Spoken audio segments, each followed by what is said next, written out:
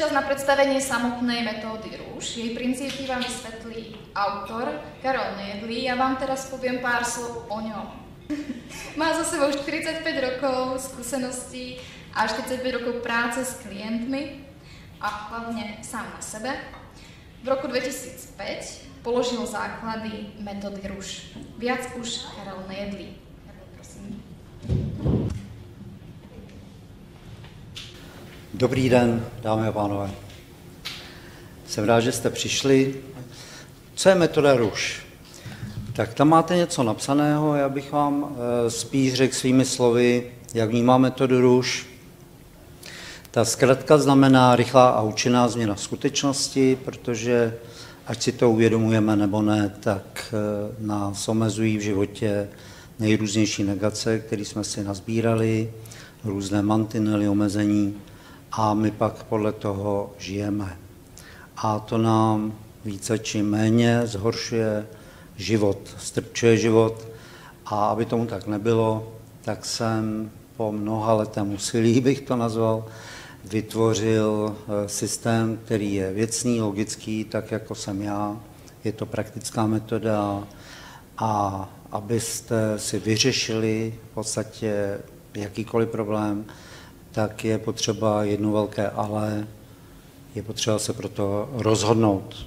To není nic nového, všichni to známe. Například, když někdo je po autonehodě a dozví se, že už nikdy nebude chodit, tak pokud se nerozhodne, tak už nikdy nebude chodit. Když je někdo z chudých poměrů a ví, že bude chudý celý život, tak prostě hádejte, jak to dopadne. Ale ti, kteří se rozhodnou pro jiný cíl, tak dosáhnou zpravidla jiného cíle, pokud vědí, jak toho ještě dosáhnout. Tady máme jednoduchý princip, jak metoda růž funguje. Když byste chtěli pracovat podle knihy, kde ten návod je, a nebo byste chtěli jít na terapii, máme 113 terapeutů v současné době, tak budete postupovat těmito kroky. První krok je nazvu problém, pojmenuji ho. Například bolí mi hlava, nebo jsem chudá, nebo zlobí mě žlučník, nebo mám málo vlasů.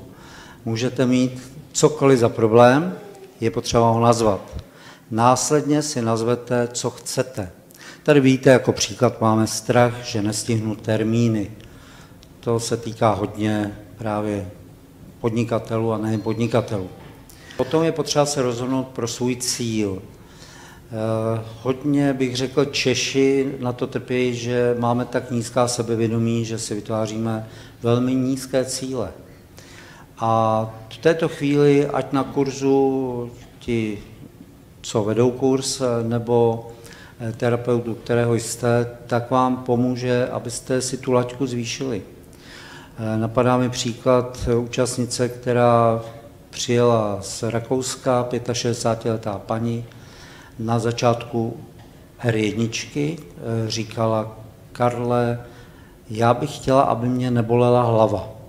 A říkám, no fajn, to mluvíš o bolesti. A co by si chtěla? Tak jsem jí víceméně dokopal k tomu, že mám zdravou hlavu, uvolněnou. Paráda.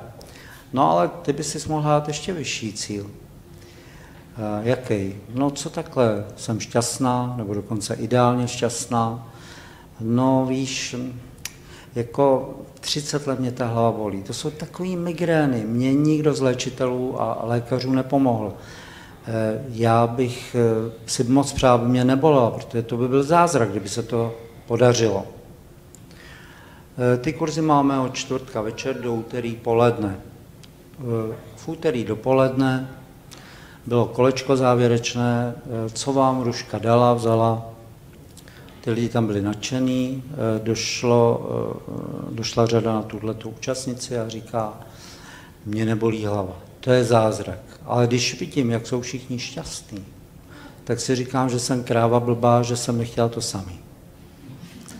Ono totiž v tom jsem ideálně šťastný, šťastná, tam nepatří bolest hlavy, tam nepatří nemoce, tam nepatří zátěže. Prostě při stejném úsilí a stejném čase dokážete docílit úplně jiného výsledku. Ale tu laťku si dáváte vy, sami za sebe. To je jenom o vás. Takže tady by mohl být cíl zvládám v pohodě cokoliv, pak si najdete příčinu v dětství, na to je otázka, jak to souvisí s dětstvím, a například najdete nestihnul autobus do školy. Tohle bývá jádro pudla, kdy lidi, kteří nerozumějí tomu systému, tak začnou dohadovat, to není možný, to, já už si nepamatuju dětství a podobně. No, my si to dětství nepamatujeme, s tím souhlasím, ale my si moc dobře pamatujeme pocity. Dám příklad. Byl u mě 60letý klient po mozkové příhodě. Velice těžko se vyjadřoval.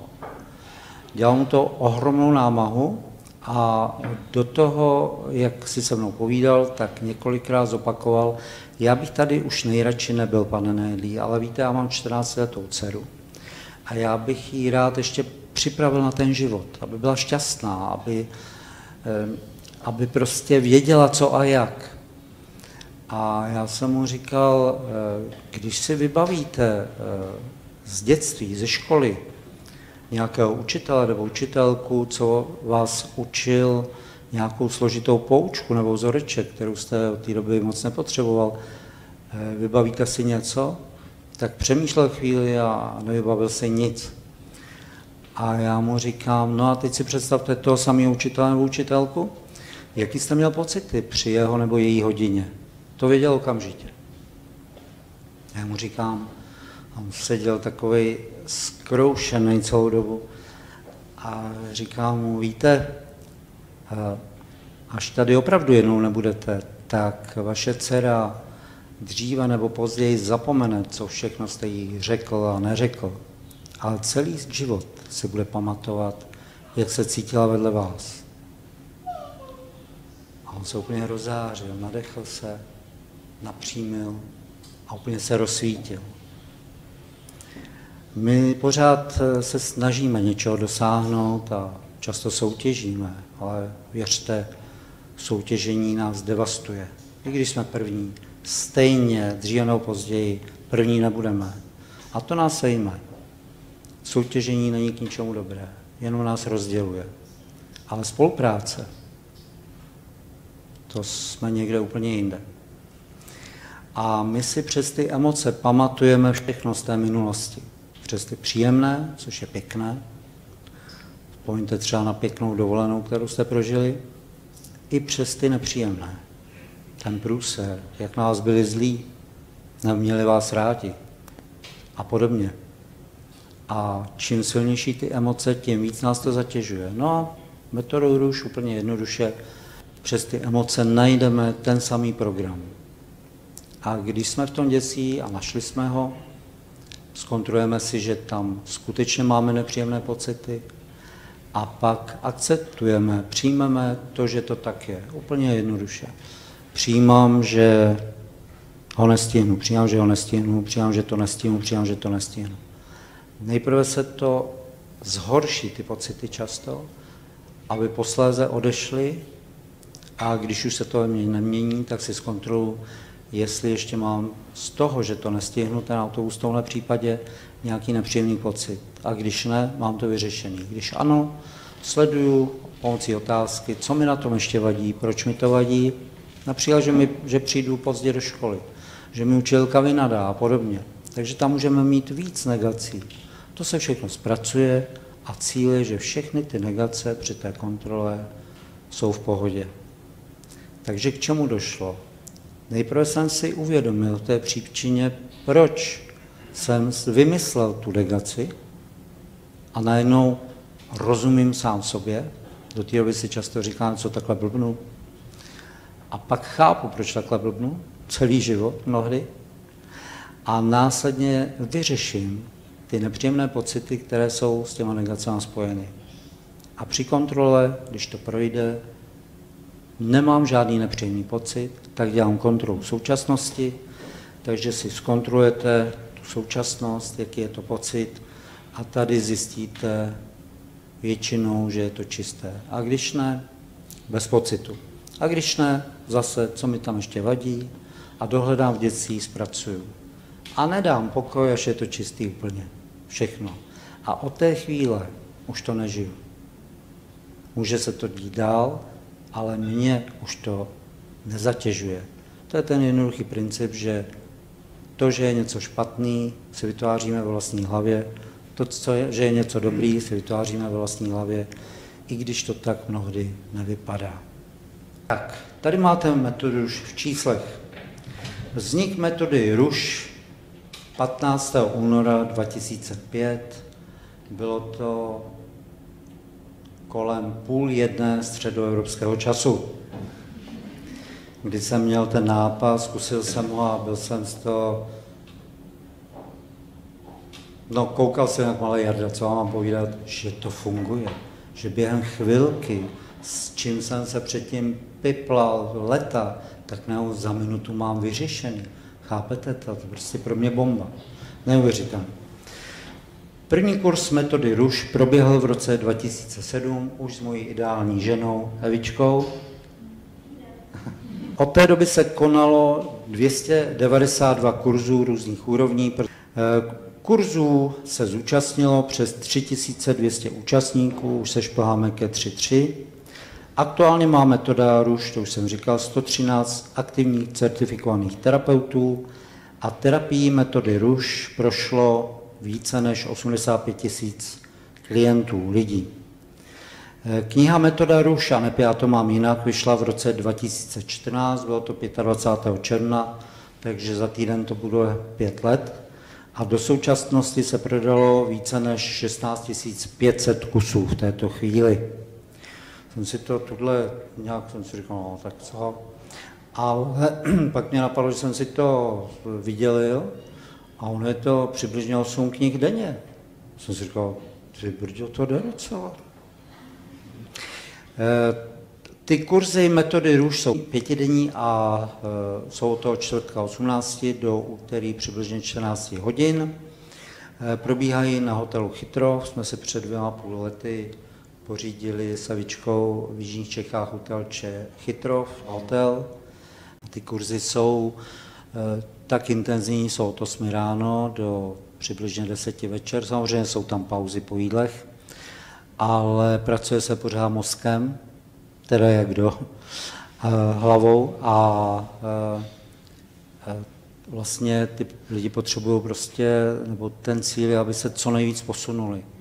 Aby když se vrátí z toho kurzu, aby žili co nejšťastnější životy, nejúžasnější.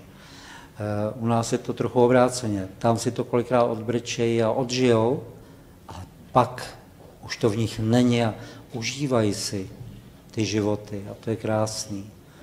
Sice se taky těší většinou pak na další kurz, ale to hlavní je, že v tom životě jsou pak úspěšní, šťastní.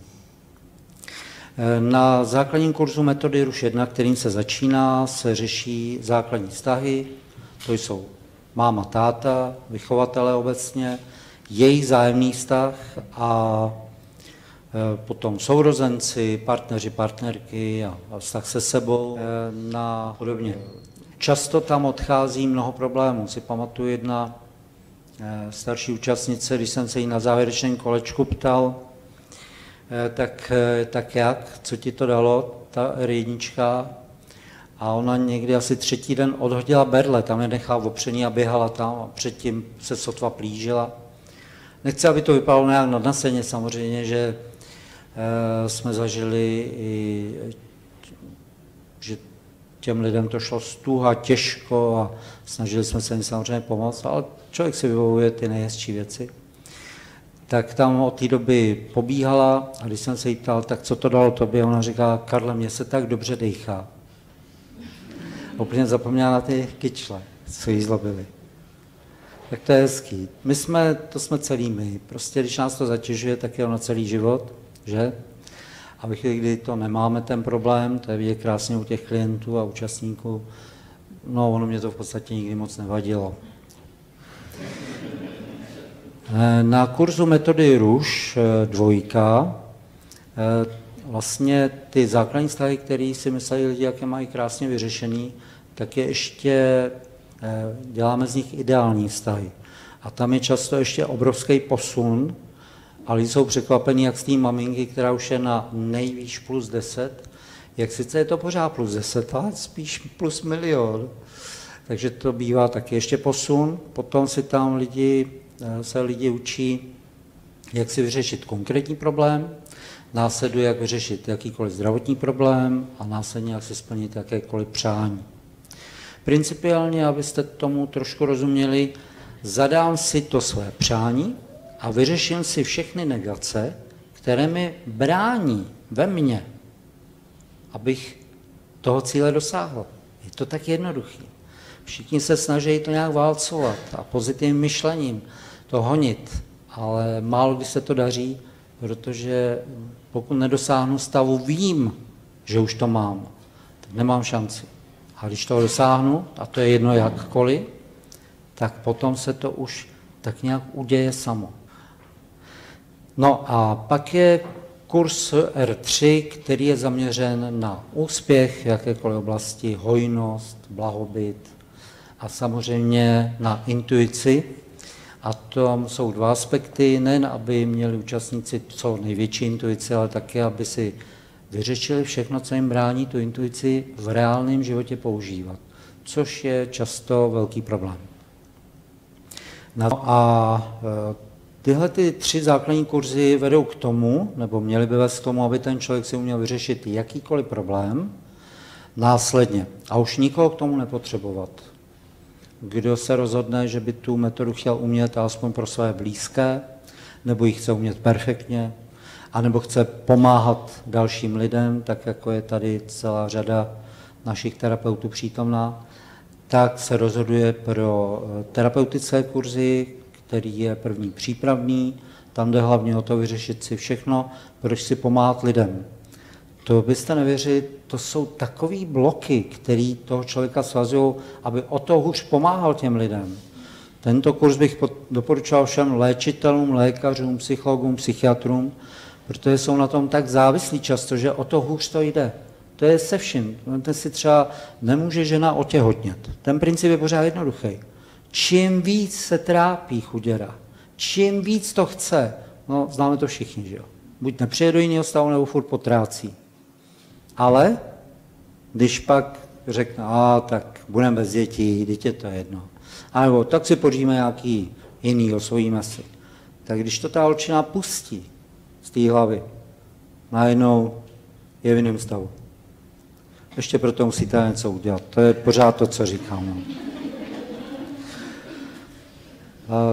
No a potom je další kurz a tam už jde o certifikáty a samozřejmě jsou tam další a další techniky. No a pak máme kurzy speciální, kurz s metodou RUŠ R4, to už je takový navazující po R3, kdy ten člověk chce na sobě dál pracovat, vyřešit si konkrétní věci. Pak je kurz na oči, jak si vylepšit nebo srovnat zrak. Jeden hoch jel od Mladé Boleslavi, ze Zvířetic u Mladé Boleslavy. Nám popisoval do Rožnova pod Radhoštěm a líčil nám. Zaparkoval jsem autem před domem a chtěl jsem si sundat brýle a zjistil jsem, že je celou dobu nemám. A viděl naprosto ostře.